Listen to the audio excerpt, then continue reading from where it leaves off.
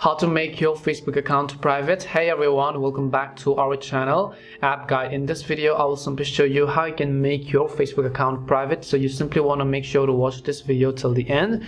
In order to make your Facebook account private, keep in mind that you do not have a single toggle just like Instagram and TikTok, where you with a single toggle you can simply switch your account from private to public. On Facebook that's not how it's going to work. You have to customize all those options manually. So in order to do that, what you need to do is first of all open Facebook and then tap on the menu icon from top right to come to this page, where you need to scroll down to the bottom, go to settings and privacy, and then you would need to go to privacy shortcuts.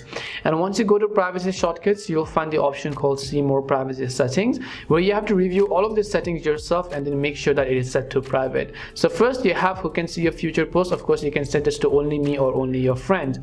And then who can limit your past posts, you can go ahead and do that. Who can see the people, pages and lists you follow, of course you can set this to only me. Who can see your stories, again you can set it to only me or public or friends, or accept some friends. And who can see your future reels, similarly you can choose who can send you friend requests, if everyone then that's fine, or only friends of friends. And then you can see who can see your friends list, only me. Who can look you up using email address you provided, of course only me. Depending upon whatever option is convenient for you, you have to review these settings manually. But as I said, unlike Instagram and TikTok or even Snapchat, sometimes you do not have a single toggle that will actually go ahead and switch your account simply from private to public. You have to review all these options manually.